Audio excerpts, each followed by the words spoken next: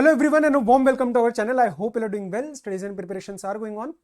अभी जस्ट एक रिकॉर्डिंग खत्म करी सी एंटर वालों की, सी ए फाइनल वालों की भी आने वाली है। अगला में सी ए फाइनल का जो नए क्वेश्चंस जो मैंने आपको बताया था नवंबर 22 एंड मई 23, उसके क्वेश्चंस जो इंपॉर्टेंट हमने डिस्कस करने वो मैं रिकॉर्ड करूंगा। टेंशन मत लो, इंटर वालों के लिए भी काम होएगा, फाइनल वालों के लिए भी हो रहा है। चलो सर, एक दो चीजें आपको लगेगा कि इस वीडियो में हम कुछ दोबारा कोई बहुत वैसे वाली बात करने वाले, आंसर इज नो। चार छोटी छोटी बातें हैं। The second objective behind making these kind of videos, आपने अगर नोटिस किया होगा कि मैं एक 2 से 3 दिन में कोशिश कर रहा हूँ एक छोटा सा वीडियो बना के आपके लिए डालने का। उसके पीछे का रीजन बहुत ही अलग तरीके का है, मैं उसको जस्ट बता दूं। I know as a matter of fact there are lot of students, अभी जो मुझे आप सुन रहे हो, आप शायद लाइब्रेरी में बैठे हो सकता है आप घर में हो और आपके साथ maybe day to day interaction के लिए कोई नहीं है। आई वॉज जस्ट मुझे पुरानी अपनी जर्नी याद आ रही थी। I was just remembering my journey and I have an elder brother जो खुद एक सी एस और लॉयर है। तो वो मुझे ना समझता था, मतलब सी एस एंड सी ए, वो पढ़ाई हो रहा है या tension, whatever it is the journey that I was going through, I had someone to talk to, I had someone to vent out my feelings to. And I know as a matter of fact कि आप लोगों के पास, बहुत सारे students के पास अगर है तो बहुत अच्छी बात है, लेकिन बहुत सारे स्टूडेंट्स के पास नहीं है। That is the whole and sole reason कि मेरे को ये किसी स्टूडेंट ने रेकमेंड किया था कि सर 2-3 दिन में वीडियो बनाओ। So that is for the first time I am doing it. I hope it is coming out as useful. तो इस वीडियो में ऐसे कोई बहुत एक्यूमुलेटेड बातें, कोई बहुत इंपॉर्टेंट ऐसा कुछ नहीं है। एक लाइट हार्टेड वीडियो है, 4 छोटे छोटे पॉइंट्स है जो मैं आपको स्ट्रेस देना चाहता था कि सुन लो, ये गलती मत करो, या ये हो रहा है तो ये मत सोचो। तो उसको लाइट हार्टेड वे में हम लेंगे, 5 to 7 मिनट्स में आपसे लूंगा। एंड आई होप ये आपको यूजफुल रह रही है series. I hope these videos are useful for you and actually benefiting you. अगर आपको लगता है तो येस, फिर वो मैं कंटिन्यू रखूंगा एग्जाम तक। हर 2-3 दिन 4 दिन में आपको वीडियो मिलेगी। And compare to community post video में शायद ऐसा लगता है कि नहीं यार, एक ब्रेक लेके सर से बात हो गई, आगे बढ़ती है। That is the whole and sole objective. ठीक है, चलो सर, एक गलती हो रही है कई बच्चों की, एनालिसिस। ये कोई मैं नॉर्मल एनालिसिस की बात नहीं कर रहा, हियर मी आउट। आपके दिमाग में ना कुछ गोल्स है। कोई रैंक के लिए पढ़ रहा है, कोई इस बार लास्ट अटेम्प्ट है, मतलब एक होता है ना दिमाग में कि ये तो क्लियर करना है मेरे को। और आपका क्या एनालिसिस कब होता है? जब आपसे कोई गलती हो जाती है।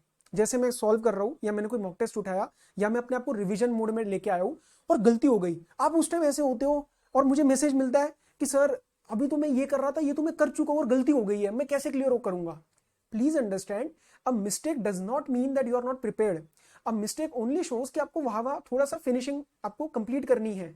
और आप ये मत एक्सपेक्ट करो कि आप 2 बार रिवीजन करने के बाद या 3 बार रिवीजन के करने के बाद every time you do a sum you will be perfectly all right. No, even till the last day, even during the exam, 1 या 2 सवाल ऐसे आएंगे it mean it in which it is possible that you may feel that you are not able to solve those questions, and those questions need to be handled with care and a lot of calmness.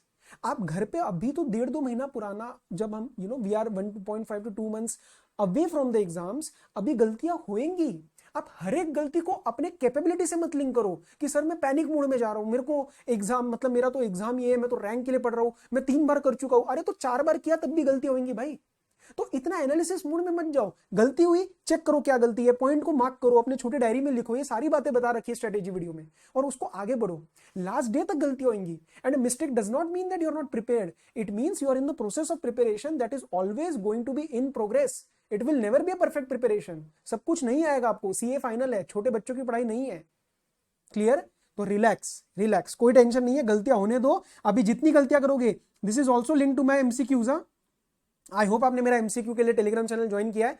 धड़ाधड़ MCQs चल रहे हैं, chapter 4 पे है company law के, इस महीने पूरा खींच देंगे, तो आप प्लीज ज्वाइन कर लो। और जो मेरे सीए फाइनल के लॉ नोट्स है, बिकॉज वो फिजिकल बुक्स हम नहीं दे पा रहे एंड लास्ट अटेम्प्ट है, तो मैं जेन्युइनली वो वाले बहुत ही नॉमिनल कॉस्ट में आपको प्रिंटेबल पीडीएफ दे रहा हूँ। वो पिंड भी है, वो जो लिंक है वो भी पिंड है टेलीग्राम पे। उस एमसीक्यूज में भी कल एक बच्चे ने मेरे को बहुत ही जेन्युइनली पूछा, हमेशा आता है ये वाला, कि सर आपके एमसीक्यूज नहीं सॉल्व हो पा रहे। अरे इसका मतलब कहीं ना कहीं हमारा कंसेप्ट स्ट्रांग हो रहा है। You have to change your perspective with respect to mistakes. MCQ नहीं सॉल्व हो रहे मतलब गलती हो रही है, गलती हो रही है मतलब कंसेप्ट स्ट्रांग हो रहा है, बिकॉज आप उसको देख रहे हो ना, तो वो कल को आपको पेपर में फायदा देगा। क्लियर? चलो सर, टारगेट्स, ये बड़ा एक इशू हो रहा है कि सर मैंने सपोज इस चीज के लिए 2 दिन दिए, अब मेरे को 3 दिन लग गए, और इसका मतलब मैं एफिशिएंट नहीं हूं, इसका मतलब मेरे प्लान्स बिगड़ रहे हैं और मेरे को जो है टेंशन हो रहा है। ऐसे नहीं होता है भाई।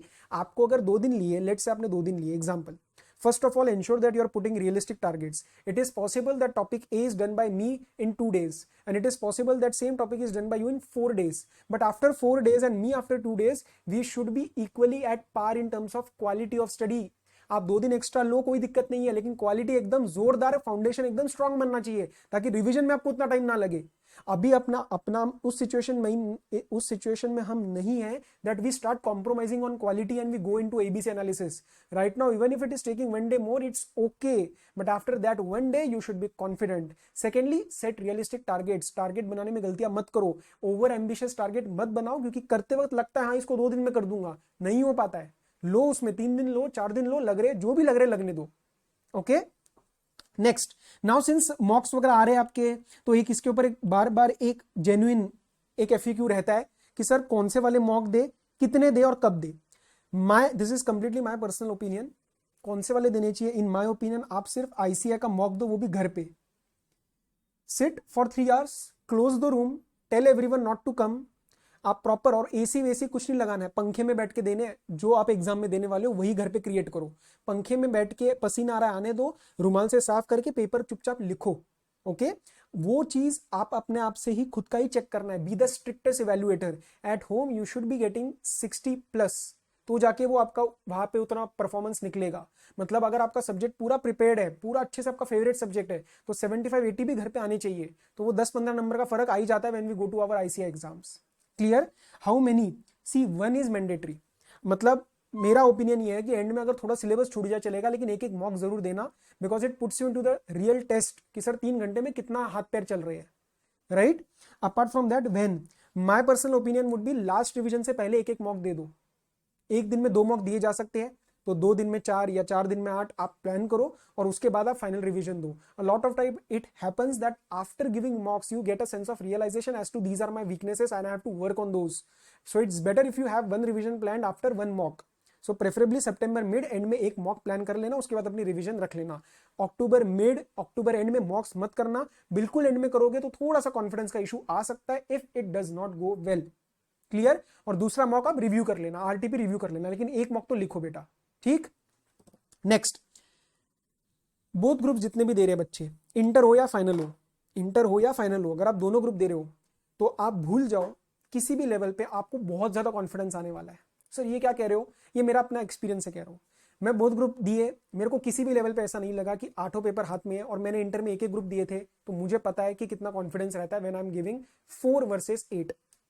सो अगर आप बोथ दे रहे हो तो आप अपनी प्रिपरेशन को स्ट्रांग रखो, डेली कंसिस्टेंटली पढ़ो, लेकिन रोज के रोज ऐसा मत सोचना कि मुझे कॉन्फिडेंस नहीं आ रहा है। उस लेवल का कॉन्फिडेंस नहीं आएगा, specially if in the past you have given 1 group. So don't try to achieve that, वो इन मतलब पॉसिबल नहीं है। अगर मैं आपको 5 साल भी दे दूंगा ना पढ़ने के लिए बोथ ग्रुप, 5 साल 7 साल, तब भी आप जो है जैसे ही we will approach our exams, एक थोड़ा सा डर तो मेंटेन रहेगा ही रहेगा, उसके अंदर कोई कुछ नहीं कर सकता। So it's completely okay. ऐसा नहीं होगा कि पेपर में मैं चीजें भूल जाऊंगा, मैंने सारा रिवाइज नहीं किया है। अगर अभी ढंग से पढ़ रहे हो, पेपर में रिवाइज, पेपर में वो चीज क्लिक करेगी। You under estimate the power of this thing. ये जो अपना माइंड है, इसका पावर बहुत ज्यादा है, हम अंडर एस्टिमेट करते हैं। तो अगर अभी ढंग से पढ़ाई हो रही है, पेपर में चीजें क्लिक होंगी, even if you are not seeing that particular syllabus in next 60 days। मैं इस चीज की गारंटी देता हूं, I have gone through the process, believe me when I am saying those things.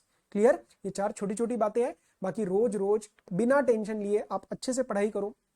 कुछ और पॉइंट्स लगेंगे, मैं 3-4 दिन में बनाने की कोशिश करूंगा, ताकि आपको जो है वो अकेलापन ना लगे। आप अकेले नहीं हो, मैं हूं आपके साथ ही। 1 लाख 1.5 लाख बच्चे जो बैठे हुए हैं, आप ही के सब साथ पढ़ रहे हैं, आप ही के साथ पेपर देने वाले। Don't feel alone, give your best on a daily basis, हो जाएगा ठीक। All the very best, study well, take care, be safe, bye bye.